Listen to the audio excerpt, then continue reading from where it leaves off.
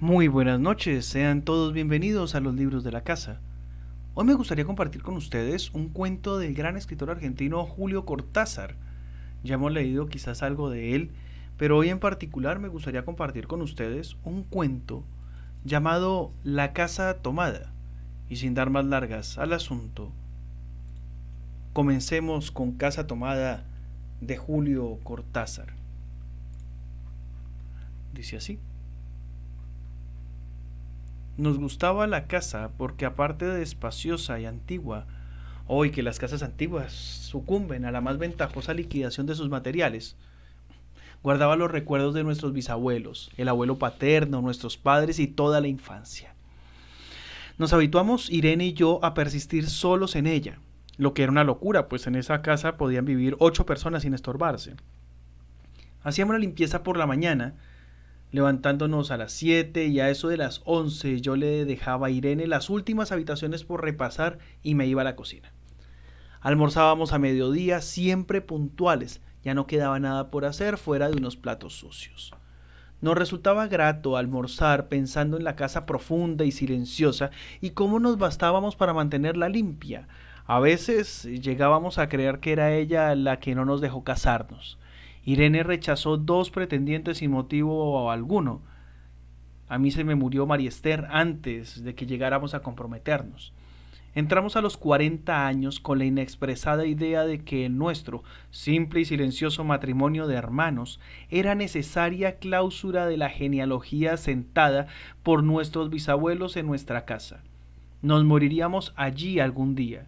Vagos y esquivos primos se quedarían con la casa y la echarían al suelo para enriquecerse con el terreno y los ladrillos. O mejor, nosotros mismos la voltearíamos justicieramente antes de que fuese demasiado tarde. Irene era una chica nacida para no molestar a nadie. Aparte de su actividad matinal, se pasaba el resto del día tejiendo en el sofá de su dormitorio.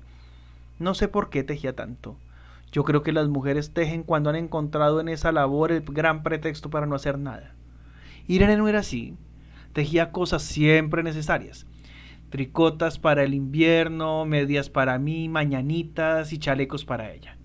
A veces tejía un chaleco y después lo destejía en un momento porque algo no le agradaba. Era gracioso ver en la canastilla el montón de lana encrespada resistiéndose a perder su forma de algunas horas. Los sábados iba yo al centro a comprarle lana. Irene tenía fe en mi gusto. Se complacía con los colores y nunca tuve que devolver madejas. Yo aprovechaba esas salidas para dar una vuelta por las librerías y preguntar vanamente si había novedades en literatura francesa. Desde 1939 no llegaba nada valioso a la Argentina.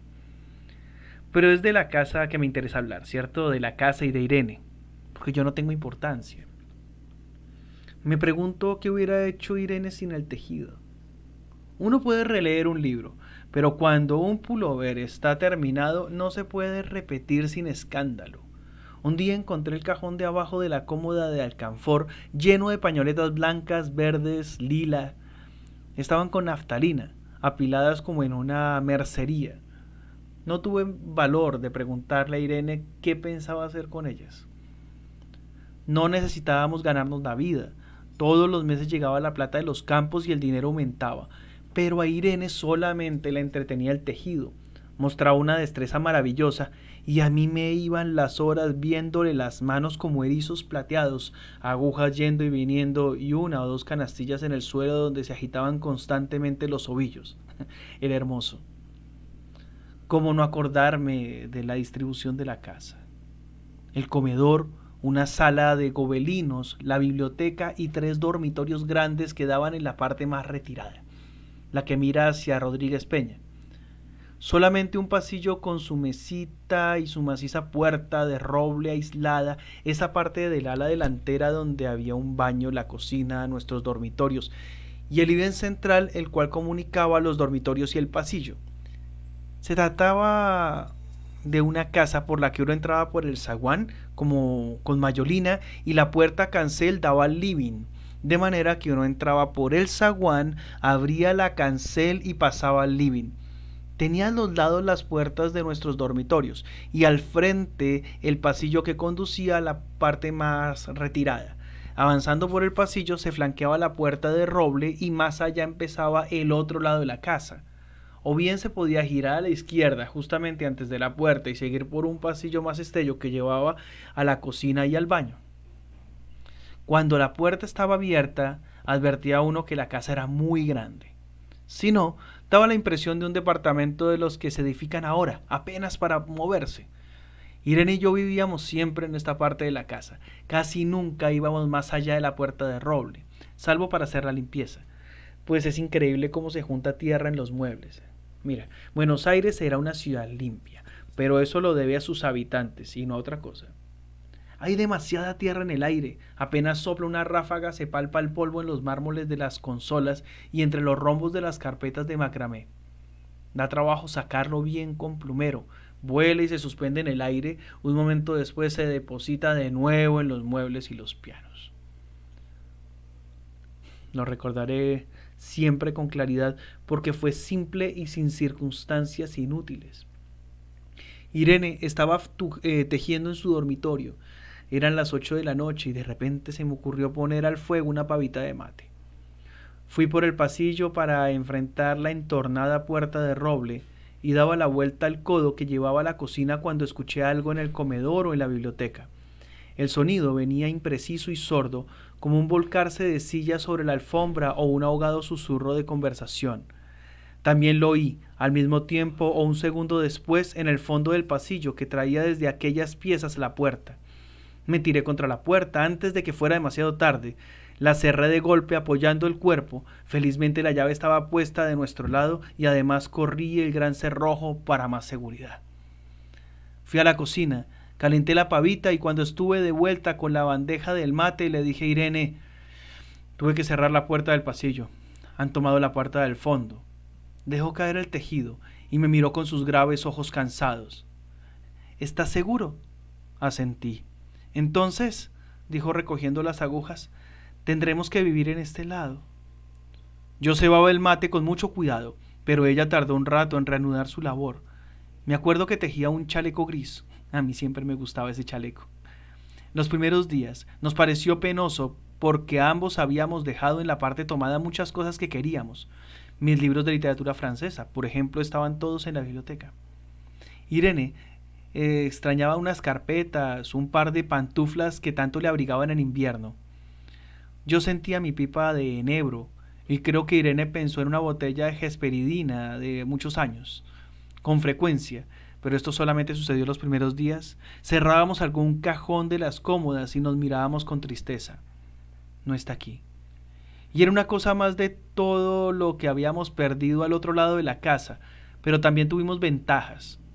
La limpieza se simplificó tanto que aún levantándose tardísimo, a las 9:30 por ejemplo, no daban las 11 y ya estábamos de brazos cruzados. Irene se acostumbró a ir conmigo a la cocina y ayudarme a preparar el almuerzo. Lo pensamos bien y se decidió esto. Mientras yo preparaba el almuerzo, Irene cocinaría platos para comer fríos de noche. Nos alegramos porque siempre resultaba molesto tener que abandonar los dormitorios al atardecer y ponerse a cocinar. Ahora nos bastaba con la mesa en el dormitorio de Irene y las fuentes de comida a fiambre. Irene estaba contenta porque le quedaba más tiempo para tejer. Yo andaba un poco perdido a causa de los libros, pero por no afligir a mi hermana me puse a revisar la colección de estampillas de papá, y eso me sirvió para matar el tiempo. Nos divertíamos mucho, cada uno en sus cosas, casi siempre reunidos en el dormitorio de Irene, que era más cómodo. A veces ella decía: fíjate este punto que se me ha ocurrido. ¿No un dibujito de trébol? Un rato después era yo el que le ponía ante los ojos un cuadradito de papel para que viese el mérito de algún sello de Aupen y Malmedy.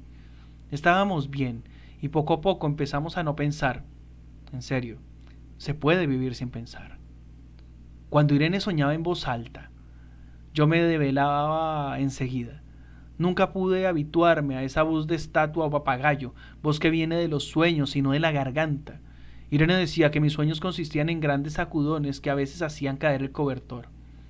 Nuestros dormitorios tenían el living de por medio, pero de noche se escuchaba cualquier cosa en la casa. Nos oíamos respirar, toser, presentíamos el ademán que conduce a la llave del velador, los mutuos y frecuentes insomnios. Aparte de eso, todo estaba callado en la casa. De día eran los rumores domésticos, el roce metálico de las agujas al tejer, un crujido al pasar las hojas del álbum filatélico. La puerta de roble, creo haberlo dicho, era maciza. En la cocina y el baño, que quedaban tocando la puerta tomada, nos poníamos a hablar en voz más alta o Irene cantaba canciones de cuna. En una cocina hay demasiados ruidos de loza y vidrios para que otros sonidos se irrumpan en ella.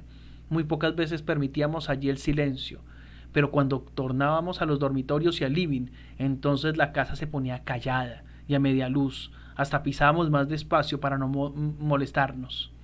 Yo creo que era por eso que de noche, cuando Irene empezaba a soñar en voz alta, me desvelaba enseguida. Es casi repetir lo mismo salvo las consecuencias. La noche siento sed y antes de acostarnos le dije a Irene que iba hasta la cocina a servir un vaso con agua. Desde la puerta del dormitorio ella tejía. Oí ruido en la cocina, tal vez en la cocina o tal vez en el baño, porque el codo del pasillo apagaba el sonido. A Irene le llamó la atención mi brusca manera de detenerme y vino a mi lado sin decir palabra. Nos quedamos escuchando los ruidos, notando claramente que era de este lado de la puerta de roble, en la cocina y el baño, o en el pasillo mismo donde empezaba el codo casi al lado nuestro. No nos miramos siquiera.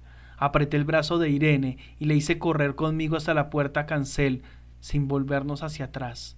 Los ruidos se oían más fuerte, pero siempre sordos, a espaldas nuestras. Cerré de un golpe la cancel y nos quedamos en el zaguán. Ahora no se oía nada. «Han tomado esta parte», dijo Irene. El tejido le colgaba de las manos y las hebras iban hasta la cancel y se perdían debajo. Cuando vio que los ovillos habían quedado del otro lado, soltó el tejido sin mirarlo. «¿Tuviste tiempo de traer alguna cosa?», le pregunté. «No, nada». Estábamos con lo puesto. Me acordé de los 15,000 pesos en el armario de mi dormitorio. Ya era tarde. Cuando me quedaba el reloj... Me quedaba solamente el reloj de pulsera. Vi que eran las 11 de la noche. Rodeé con mi brazo la cintura de Irene. Yo creo que ella estaba llorando. Salimos hacia la calle. Entonces, antes de alejarnos, tuve lástima. Cerré bien la puerta de entrada y tiré la llave a la alcantarilla. No fuese que algún pobre diablo se le ocurriera robar y se metiera en la casa a esa hora con la casa tomada. Bueno, ya con esto cerramos los libros de la casa por hoy, no sin antes invitarlos a que se suscriban al canal, le den clic en la campanita y nos vemos mañana a las 7 de la noche con un nuevo cuento. Muchas gracias.